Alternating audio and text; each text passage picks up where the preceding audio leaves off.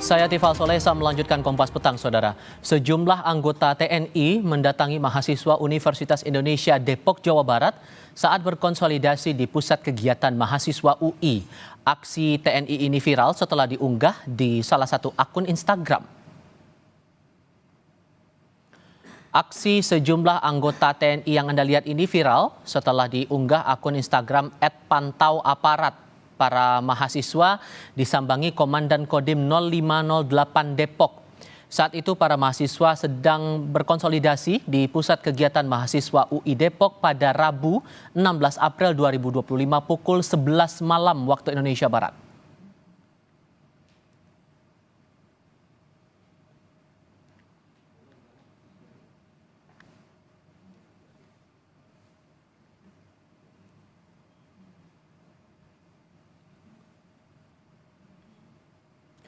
Menanggapi kedatangan TNI ke lingkungan kampus UI, Kepala Pusat Penerangan TNI Brigjen Christo Mesianturi mengatakan kedatangan prajurit ke Universitas Indonesia karena diundang oleh salah satu mahasiswa yang dikenalnya baik. Undangan itu ditujukan untuk Komandan Distrik Militer Dandim 0508 Depok.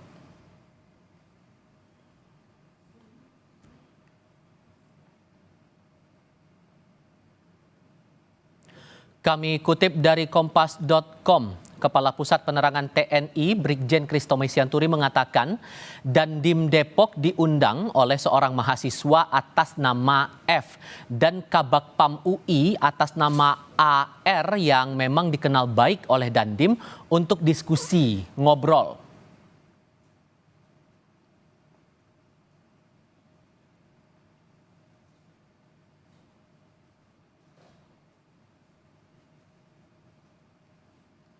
Ia menambahkan tidak ada kegiatan TNI yang memantau kegiatan diskusi mahasiswa di UI.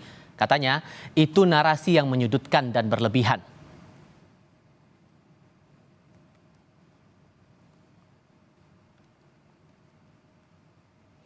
Sementara di Semarang, Jawa Tengah beredar video kedatangan orang tak dikenal dalam forum diskusi yang digelar kelompok studi mahasiswa Wali Songo dan forum teori dan praktik sosial di Auditorium 2 Kampus 3 Universitas Islam Negeri Wali Songo, Semarang, Jawa Tengah pada Senin 14 April lalu.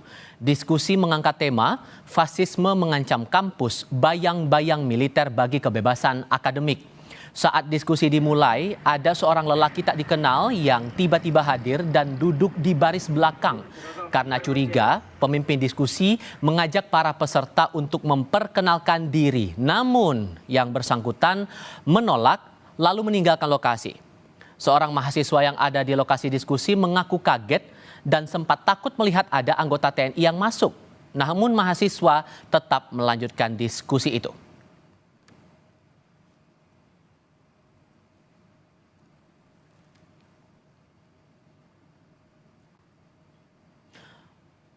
Tak berselang lama, petugas keamanan kampus mencari penanggung jawab diskusi. Bersama petugas keamanan itu turut datang seorang anggota TNI. Anggota TNI yang datang kemudian menanyakan identitas rektor KSMW dan tema diskusi yang dilaksanakan.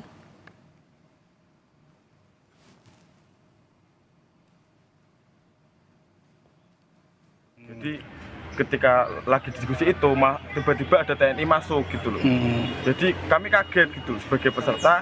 Wah, ini teori kok langsung praktek seperti itu. Terbesit rasa takut dan rasa kaget. Kaget aja Mas ya. Cuman kita tetap lanjutin diskusi. Dari pihak TNI pun sampai masuk ke dalam gitu loh. Karena kita habis dari kelas.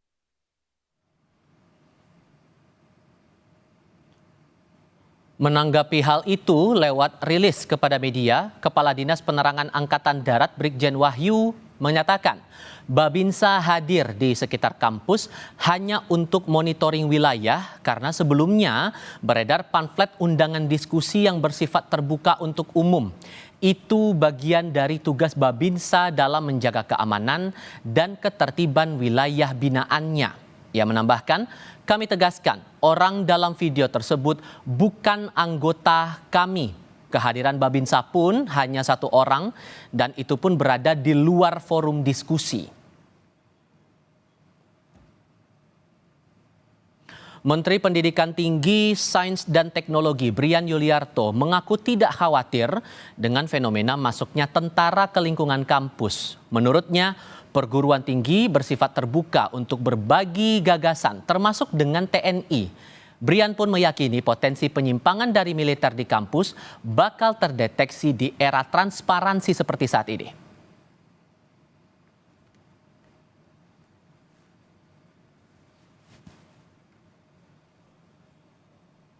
Militer masuk ke perguruan tinggi ada intimidasi atau lain-lain, Pak? Tidak ya, rasanya sekarang kan sudah era keterbukaan. Kalau ada hal-hal yang penyimpangan itu mudah terbuka. Jadi kita juga perlu melihat sisi positif setiap institusi atau setiap pihak. Jadi saya yakin sih dengan sinergi, saling mengisi, justru yang muncul adalah sinergi atau hasil yang lebih optimal gitu ya dari semua pihak. Kami bahas lebih lengkap mengenai fenomena kedatangan TNI ke lingkungan kampus ini bersama para narasumber. Bergabung saat ini Kepala Pusat Penerangan TNI Brigjen Christo Mesianturi, bergabung juga pengajar hukum tata negara dari Jentera Institut Bivitri Susanti, dan Ketua BEM Seluruh Indonesia Herianto. Selamat sore semuanya, dengan Tifal apa kabar? Selamat sore, Mas Iva. Ya, terima kasih semua sudah bergabung bersama kami. Pak Kapus, saya ke Anda dulu. Ini sudah muncul narasi ada dugaan intimidasi, ada dugaan intervensi di agenda kampus, terutama untuk 2 kegiatan. Di UI, kemudian di UIN Semarang. Apa yang sesungguhnya terjadi? Betulkah ada intervensi dan intimidasi di sini? Ya, baik. Selamat sore, Mbak Fitri, Mas Iva, dan saudara sekalian. Memang akhir-akhir ini ada fenomena narasi yang menyudutkan TNI, seolah TNI mengintimidasi, mengintervensi, menghambat kebebasan aktivitas kampus dan sebagainya. Tapi yang perlu kita jelaskan di sini bahwa kegiatan-kegiatan Babinsa yang di UIN Wali Songo, kemudian di Dandim yang di UI, janganlah berpikiran bahwa TNI mengintervensi atau mengintimidasi. Dari mana teman-teman tadi begitu cepatnya menyimpulkan itu? Saya kasih contoh yang di UI misalnya. Di UI itu Dandim menerima WA untuk diajak berdiskusi oleh seorang mahasiswa inisialnya F dan Kabakam UI berinisial AR. Nah, karena F ini sudah dikenal baik oleh Dandim, maka Dandim menyanggupi untuk datang untuk ngobrol bersama mereka. Tidak ada rencana Dandim untuk mengintervensi apapun, mencampuri urusan diskusi yang ada di kampus itu, ya. Kemudian ketika pulang, dan juga diantar oleh teman-teman mahasiswa tadi dengan bersalaman seperti yang kalau kita lihat diunggah di media sosial itu, Dani bersalaman dengan para teman-teman mahasiswa dalam keadaan tersenyum, ya, tidak intimidasi itu. Nah, justru siapa nih orang-orang yang diam-diam memotret, kemudian membuat narasi miring seolah-olah TNI mengintimidasi mahasiswa, mengintervensi kegiatan mahasiswa. Tidak ada. Kemudian yang kasus di UIN Wali Songo, nah, permasalahan itu ya, Pak Rokiman, itu satu Rokiman, datang ke sana itu karena memang itu wilayah dia, Desa Tambak Sari. Dia adalah Babinsa di situ yang mempunyai kewajiban untuk memonitoring wilayah, apapun yang terjadi di wilayah itu dia harus tahu. Dan kebetulan seperti pengakuan yang bersangkutan karena sudah kami tanya juga, bahwa karena baru selesai libur Lebaran dan dalam suasana Idul Fitri, dia ingin bersilaturahmi dengan teman-temannya yang ada di sana, ada para security, teman-teman yang memang sudah biasa karena memang dia adalah Babinsa di sana. Tetapi seolah-olah dinarasikan bahwa dia sedang memantau kegiatan mahasiswa di sana karena diduga ada seorang berpakaian hitam yang ketika kegiatan diskusi di UIN Wali Songo langsung dituduh bahwa itu adalah Intel TNI. Dari mana bisa menyebut bahwa itu Intel TNI? Tidak ada di situ kegiatan TNI. Konteks, sorry saya potong Pak. Konteks monitoring di kampus itu batasannya sampai di mana untuk kasus di UIN Semarang ini Pak? Lah, dia tidak memonitoring kampus. Jadi Rokiman itu hanya datang karena hari-harinya memang dia di situ. Desa Tambak Sari itu adalah tugas dan tanggung jawab dia untuk memonitoring wilayah. Dan dia hanya bertemu dengan security yang di depan untuk bersilaturahmi. Karena kan baru dalam rangka Idul Fitri saja gitu ya. Dan dia ada di parkiran tidak masuk ke dalam areal kampus atau di auditorium itu. Nah, itu yang perlu diketahui bersama ya. Jadi dia tidak dalam rangka itu, gitu. Tiba-tiba dinarasikan seperti itu karena ada orang yang diduga sebagai intel katanya yang masuk ke dalam diskusi. Nah, itu siapa? Nah, kan ada fotonya, ada gambarnya. Silakan cari. Dan tidak ada anggota TNI yang diperintahkan untuk itu sampai hari ini. Gitu ya. Oke, jadi dipastikan orang berkaos hitam dalam lingkungan acara di UIN Semarang itu bukan anggota TNI ya Pak? Bukan, kita pastikan itu bukan. Oke, atas penjelasan ini Mbak Bivit sejauh mana Anda mencermati itu Mbak? Baik, terima kasih atas penjelasannya. Jadi memang yang harus dipahami adalah suasana hari-hari ini semua sedang merasa was-was. Setelah keluarnya Undang-Undang TNI, kekhawatirannya dan trauma pada masa Orde Baru itu tinggi sekali. Nah, jadi kalaupun memang tidak ada intimidasi yang sifatnya langsung secara fisik, harus dipahami psikologi ini. Seringkali akhirnya harus dipahami relasi antara TNI dengan warga biasa yang tidak bersenjata, tidak punya kekuatan, tidak punya pasukan, itu memang sangat-sangat sangat besar begitu ya perbedaannya, sehingga seringkali intimidasi itu timbul secara psikologis. Barangkali tidak langsung ada catatan misalnya yang betul-betul kelihatan mencatat begitu ya, atau di gadget dan lain sebagainya, tapi tetap saja kehadiran militer di wilayah-wilayah kampus maupun wilayah-wilayah tempat aktivis berkumpul pasti menimbulkan perasaan terintimidasi. Nah, jadi kalau buat saya sih bahwa ada pencatatan ini, saya kira ini kan bukan hal yang baru juga. Semuanya paham bahwa mulai dari awal represi yang dilakukan terhadap kawan-kawan mahasiswa ini di jalanan maupun di berbagai tempat lainnya membuat rasa trauma itu tinggi. Jadi tidak hanya Orde Baru ya, tapi juga akhir-akhir ini memang intimidasi yang sifatnya di tempat lain memang ketika aksi dan lain sebagainya, tapi itu kan menimbulkan trauma yang tinggi. Jadi dalam situasi seperti itu memang sebaiknya sangat dihindari, tidak boleh sama sekali tentara masuk. Kalaupun tadi Pak Kapuspen bilang masih di ruangan belum masuk kampus kok di tempat parkir. Maka dari itu dari sekarang bahkan jauh-jauhlah sama sekali kalau ada yang mengundang, kalaupun itu mahasiswa kita belum tahu mahasiswanya yang mana, apakah itu ternyata mahasiswa yang bekerja sama dengan tentara misalnya, tapi kalaupun ada undangan seperti itu jauhi dulu. Karena meskipun konteksnya, sorry Mbak saya potong, meskipun konteksnya Babinsa ini mengerjakan tugasnya untuk memonitoring kegiatan yang ada di sekitarnya. Nah ini yang harus diklarifikasi juga, karena kan sebenarnya tugas Babinsa ataupun tugas tentara pada umumnya adalah pertahanan. Kalau memang ada hal-hal yang ingin dipantau dari aspek keamanan, misalnya ada perangkat lainnya. Dan yang kedua, kampus itu sejauh apa sih bisa menimbulkan sesuatu yang berakibat pada pertahanan. Nah jadi juga saya kira ada penerimaan secara berlebihan tentang tugas-tugas memantau itu apa. Sehingga tentu saja tidak bisa dipungkiri kalau kawan-kawan mahasiswa, kawan aktivis juga merasa terintimidasi dengan itu. Kalau dari BMSI sendiri sesungguhnya apa yang dibaca dari sini semua? Tadi kan sudah dijelaskan oleh Pak Christomay. Sejauh mana Anda mencermati kasus-kasus ini terutama di UI dan UIN Semarang itu, Mas Heri? Ya, terima kasih Mas. Dari narasi Kodim tadi, kita melaporkan bahwa kegiatan yang ada di UIN Wolisongo dan UIN itu bukan hanya 2 kampus itu saja. Banyak masih di kampus-kampus yang memang notabene yang kita duga anggota TNI, bahkan ada kemarin yang ngechat kampus ITPLN Jakarta mengatasnamakan dari TNI untuk berdiskusi di kampus katanya. Kenapa harus di kampus? Karena ini yang menjadi ketakutan kita mengambil referensi dari sejarah tadi Orde Baru, ketika para TNI yang tugasnya untuk menjaga ketahanan negara ini masuk ke ranah-ranah akademik, ranah-ranah kampus. Padahal itu bukan tupoksinya kan. Karena setiap diskusi-diskusi di kampus adalah bagaimana kewajiban dan haknya mahasiswa menyampaikan pendapat dan serikat. Namun menjadi kekhawatiran kita ini dekat-dekat ini karena isu-isu RUU TNI kemarin ya. Banyak sekali anggota-anggota TNI yang masuk bahkan bukan hanya intervensi secara langsung ya. Namun ada beberapa TNI menanyakan yang tidak kepada mahasiswa. Dia menanyakan bagaimana tema diskusi, kemudian menanyakan berapa anggotanya. Hal itulah yang menimbulkan rasa kekhawatiran di peserta-peserta datang. Barangkali itu yang maksud kami adalah intimidasi, memperdalam bagaimana pengetahuan itu, Mbak. Oke, atas kekhawatiran ini Pak Christo, ini sejauh mana meresponnya? Terlebih tadi ada pandangan dari Mbak Bivit masalah tugas Babinsa itu yang rasanya kalau saya ambil kesimpulannya terlalu jauh juga sampai ke kampus. Itu gimana ngeresponnya Pak? Ya, jadi gini Mbak, kalau ketakutan terhadap TNI akan bagi kursi ABRI seperti dulu zaman Orba, ini menurut saya sesuatu ketakutan yang terlalu berlebihan lah. Hari ini silakan didata berapa jumlah sih prajurit TNI yang pernah hidup dan meninggal di zaman Orde Baru.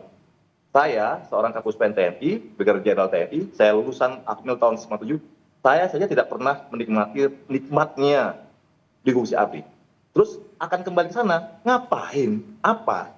Jadi itu selalu berlebihan lah. Dan hari ini kerjasama antara mahasiswa dengan tentara itu sudah rutin kita kerjakan. Kita lakukan dan ada simbiosis mutualisme di situ. Contoh hari ini adalah kami misalnya TNI AD bekerja sama misalnya dengan TNI bekerja sama dengan universitas tertentu untuk mengembangkan drone, spin-off technology itu nama teorinya. Kemudian kami juga bekerja sama dalam pengembangan radar.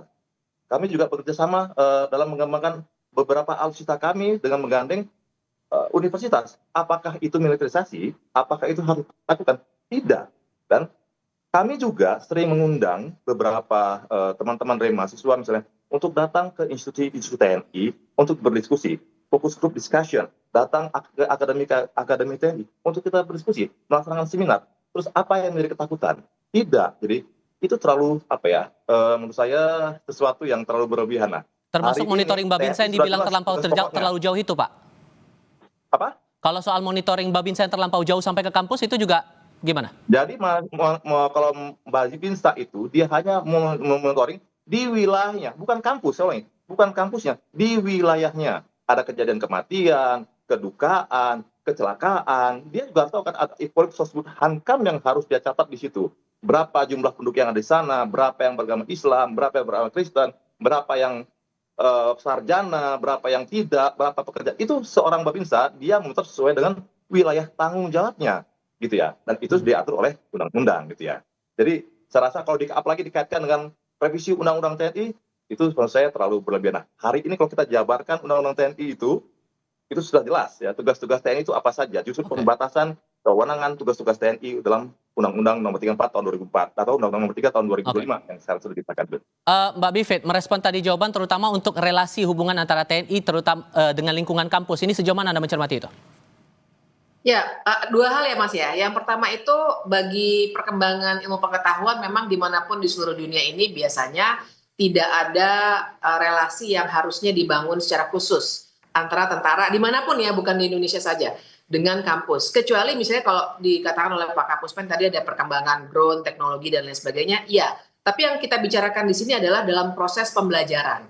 Sebenarnya yang mahasiswa yang saya pahami ya, yang mahasiswa khawatirkan adalah tentang bagaimana akhirnya mahasiswa tidak bisa berpendapat dan berekspresi sebagaimana dijamin oleh konstitusi. Karena sudah terbukti nih kemarin-kemarin, jangan lupa perlu diketahui oleh semua pemirsa dalam demonstrasi hari-hari kemarin itu ada beberapa mahasiswa yang bahkan sampai luka-luka dan lain sebagainya yang dialami karena menyatakan pendapat mereka. Yang kedua, saya kira juga harus dipahami betul bahwa bagi mahasiswa kalau dikatakan jangan takutlah, barangkali ya mudah-mudahan ya banyak di antara kita yang tidak takut. Tapi bagi mahasiswa ketakutan itu real.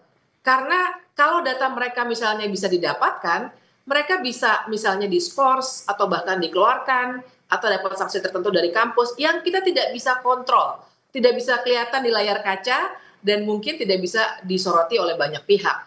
Jadi kita harus paham psikologi itu juga sehingga lebih baik memang dihindarkan. Kalau Babinsa memang tugasnya seperti itu harus kita ingatkan. Jadi memang sudah banyak sekali studi yang sebenarnya mempertanyakan juga sebenarnya apakah Babinsa dengan tugas-tugasnya mencatat kematian, kelahiran dan lain sebagainya itu sesuai dengan tugas-tugas pertahanan seperti yang tercantum dalam konstitusi. Mas Heri, dari perspektif teman-teman mahasiswa sesungguhnya apa yang dikhawatirkan, apa yang ditakutkan dengan hal semacam ini? Ya Mas, kembali lagi ke tadi bahwa fungsi kampus itu adalah tempat berpikir kita ya, secara kritis, berekspresi dan sebagainya. Ketika ranah-ranah militer masuk ke dalam kampus, ini merubah iklim kebebasan kita berpendapat, ada ketakutan dan sebagainya. Kemudian kalau kita mengacu ke landasan hukum, bagaimana TNI ketika tidak diundang secara resmi oleh pihak kampus ataupun pihak yang berwenang penyelenggara diskusi, itu sudah melanggar undang-undang TNI, bahkan undang-undang HAM di sana. Nah, yang tadi ada narasi mengatakan bahwa ada pihak mahasiswa yang mengundang anggota TNI untuk berdialog. Apakah itu benar mahasiswa? Karena dari pengakuan kita sesama berkonsolidasi, berdiskusi itu, dia tidak dianggap mahasiswa. Bahkan tidak ada pengakuan di internal kita itu udah mengundang mahasiswa. Ini kan ada, bahasanya ada mengadu domba mahasiswa dengan TNI. Nah, sehingga itulah yang harus dipertegas oleh TNI untuk menjaga anggota-anggota militer agar tidak masuk ke ranah pendidikan. Karena bagi kami adalah ranah pendidikan adalah ranah yang aman, kondusif untuk kami menyampaikan ruang pendapat dan ekspresi kami. Tapi belajar dari dua kasus yang di UI dan UIN Semarang ini, di teman-teman BEM SI ataupun juga mahasiswa secara umum, apakah ada ketakutan untuk membahas hal yang berhubungan langsung dengan lingkungan militer, membahas langsung soal isu-isu TNI? Jelas Mas, jelas itu akan menjadi ketakutan kami. Karena yang menjadi intervensi yang kami maksud adalah ketika menanyakan hal yang mendalam tadi, ketika kita berkonsolidasi ditanyakan jamnya, ditanyakan apa aja poin tuntutannya, ditanyakan kapan turun aksi, kapan dialog dan sebagainya, itu kan mendalami. Artinya ketika kita mau ada skenario ke depan, tiba-tiba saja dia mendapat data, itu bisa dicegah. Itu kan membatalkan gerakan-gerakan kita ke depan dalam membawa arah bangsa ini jauh lebih baik. Itu ketakutan kita, Mas. Oke, Pak Kristo, apa yang berarti bisa diberikan? Oke, Pak Kristo, apa yang bisa diberikan jaminan kepada publik, terutama kalangan yang ada di lingkungan kampus, bahwa ya kebebasan berekspresi tetap dijaga di lingkungan pendidikan tinggi? Ya, hari ini TNI itu sudah berbeda dengan TNI Orde Baru ya. TNI kami mendukung supremasi sipil, mendukung hidup di alam demokrasi. Kemarin ada contoh yang bagus antara kerjasama antara mahasiswa dengan TNI seperti yang di Sumatera Utara. BEM, beberapa universitas di Sumatera Utara berdiskusi, mengadakan seminar bersama-sama dengan Pangdam dan Kodam di sana. Itu contoh-contoh yang bagus kerjasama antara TNI dengan mahasiswa. Termasuk misalnya dari kami juga beberapa kali diminta untuk mengajar, dijadikan narasumber di kampus. Kami juga menggunakan seragam seperti ini, tidak itu bukan bagian dari intervensi, bahkan kami diundang untuk itu, untuk menjadi narasumber.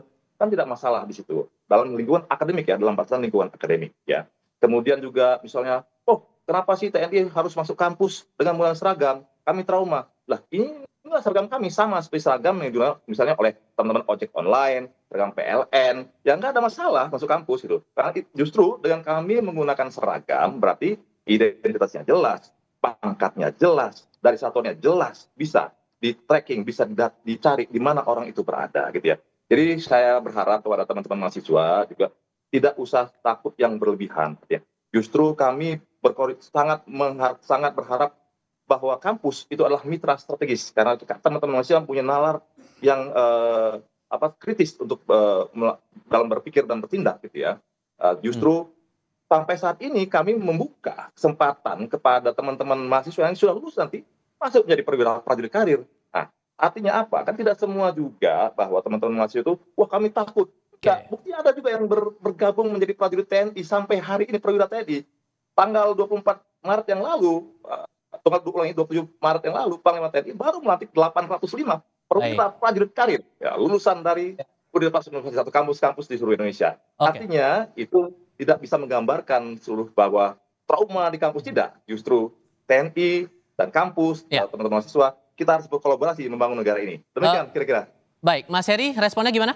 Ya, yang respon kita sebenarnya yang disampaikan narasi tadi itu adalah undangan formal. Ya jelas, di kampus ada beberapa dialog antara TNI dengan pihak kampus, membahas bagaimana ketahanan negara, ketahanan sebagainya. Itu secara formal. Yang menjadi ketakutan kami adalah ketika kita berkonsolidasi, berdiskusi, tanpa kita undang TNI, dia terlibat. Itu menjadi kekhawatiran kita. Ada kepentingan apa TNI ketika kita tidak mengundang, tiba-tiba masuk. Padahal ranah akademik ini adalah ranah yang dijaga untuk bebas berekspresi. Nah, itu yang kita mau pertegas, Pak. Jadi kita tidak takut atas kehadiran TNI. Namun kita yang takut adalah kehadiran yang tanpa kita undang, tiba-tiba datang untuk mencari informasi itu. Jadi kalau secara formal, ya kita sangat bangga. TNI menuangkan keilmuannya untuk ketahanan negara seperti apa, anak muda seperti apa. Namun sisi lain ketika kita mau membahas konsolidasi tanpa kita undang, dia hadir, ini yang menjadi kekhawatiran kita. Ada kepentingan apa dia mencari informasi ini? Oke, Mbak Bivit, menanggapi ini singkat saja, ada supremasi sipil yang dijamin oleh TNI? Iya, kalau komitmen itu ada tentu saja bagus sekali. Cuma yang harus dipahami memang situasi pada akhir-akhir ini. Jadi kalau memang ada hal-hal yang ingin dilakukan, sekedar untuk mengetahui, sekedar untuk tahu sebenarnya apa saja diskusinya, kan banyak cara yang bisa digunakan. Dengan situasi psikologis yang seperti ini, sebaiknya memang dihindari saja pertemuan-pertemuan itu karena memang secara nyata menimbulkan ketakutan di kalangan mahasiswa. Oke. Senjata itu bagi kami memang menakutkan, Pak. Jadi cukup real yang saya bisa paham apa yang dialami oleh mahasiswa, apa yang dikhawatirkan seperti itu. Oke, Mas Heri, Mbak Bivit, Pak Christophe, terima kasih banyak sudah mau berdiskusi bersama kami. Sehat selalu semuanya, selamat sore. Terima kasih. Selamat sore, Mas. Semangat, Pak.